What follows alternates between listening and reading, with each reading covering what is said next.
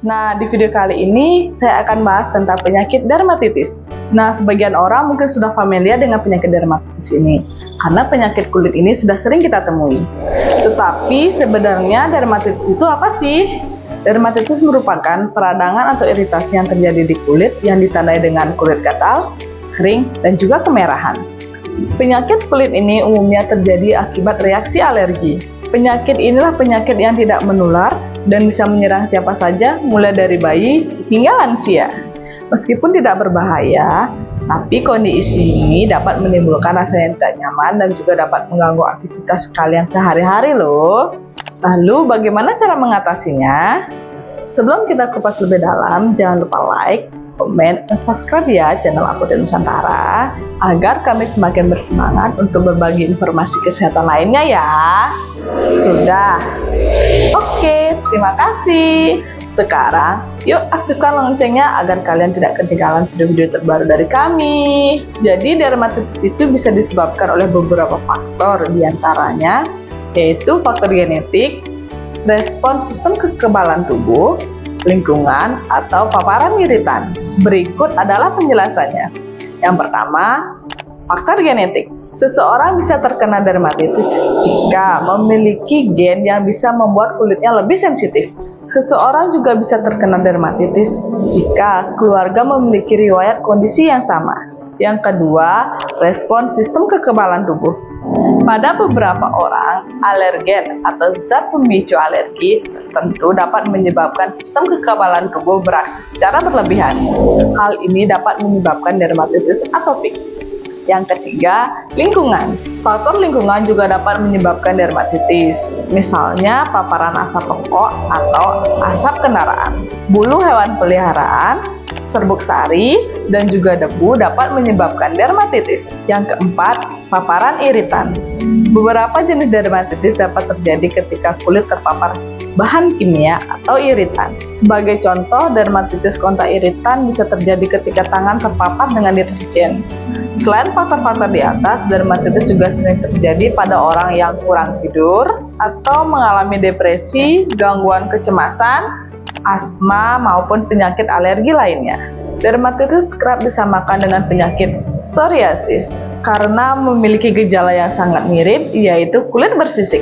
Akan tetapi, psoriasis itu adalah penyakit autoimun, sedangkan dermatitis itu bisa terjadi akibat iritan atau reaksi alergi. Selain itu, pada psoriasis sering ditemukan penyakit komplikasi lainnya seperti radang sendi, sedangkan tidak demikian pada penyakit dermatitis. Gejala dermatitis bermacam-macam, tergantung dermatitis apa yang dialaminya. Yang pertama, dermatitis atopik. Dermatitis atopik atau eksem kering biasanya terjadi pada bayi atau balita dan biasanya berlangsung hingga dia dewasa. Gejala dermatitis atopik umumnya muncul di bagian wajah, tangan, lipatan siku bagian dalam, dan juga lutut. Gejala dermatitis atopik biasanya kulit kering dan bersisik, ruam kemerahan, gatal-gatal, dan juga ruam basah. Yang kedua, dermatitis kontak. Dermatitis jenis ini bisa disebabkan oleh paparan iritan dan juga reaksi alergi. Umumnya seseorang terkena dermatitis kontak jika terpapar zat yang di dalamnya ada sabun, deterjen, dan juga zat pelarut. Dermatitis kontak juga dapat menimbulkan gejala seperti ruam kemerahan yang terasa hangat atau panas, serta kulit gatal dan juga melepuh. Gejala bisa muncul akibat terjadinya kontak dengan zat alergen atau iritan. Yang ketiga, dermatitis dishidrotik. Jenis dermatitis ini disebut juga dengan ponfolik dan umumnya dipicu oleh suhu panas yang dapat menyebabkan tangan dan kaki cepat berkeringat. Gejala dermatitis dishidrotik umumnya terjadi luka lepuh di bagian kulit telapak tangan, jari, dan juga telapak kaki. Luka lepuh ini juga dapat disertai dengan sakit dan juga gatal-gatal di area yang terkena. Yang keempat, dermatitis seborrheic.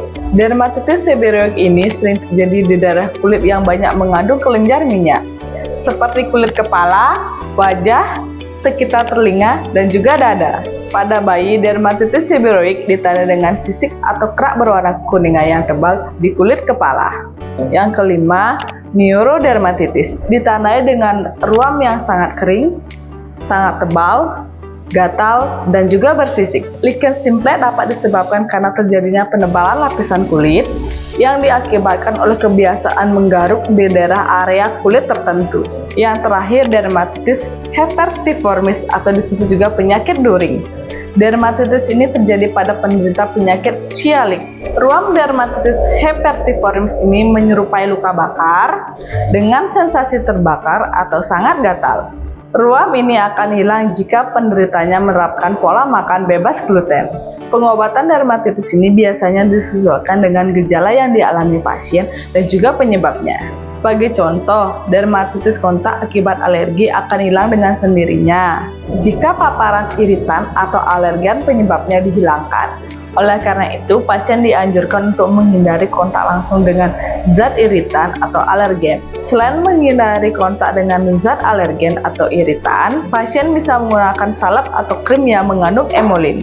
Salep ini bisa digunakan setelah mencuci tangan, mandi, atau saat kulit kering. Selain salep, jika gejala sangat mengganggu, bisa diberikan obat-obatan seperti salep atau krim anti radang serta obat minum yang bisa kalian dapatkan di apotek Nusantara. Nah, untuk mempercepat penyembuhan penyakit dermatitis, sahabat juga bisa melakukan penanganan mandiri di rumah, tidak terlalu lama mandi, menghindari mandi dengan menggunakan air terlalu panas, tidak menggaruk atau menggosok ruam pada kulit menggunakan buku dan juga kain kasar, menepuk kulit dengan handuk lembut setelah mandi, mengelola stres, serta menerapkan pola makan yang sehat dengan menghindari makanan yang tinggi gula, tepung, atau lemak jenuh. Nah, sekian dulu ya pembahasan dari kita. Jika kalian ada pertanyaan atau bahkan masukan, kalian bisa tulis di kolom komentar ya sahabat. Nantikan terus video dari Apotek Nusantara ya sahabat. See you, bye!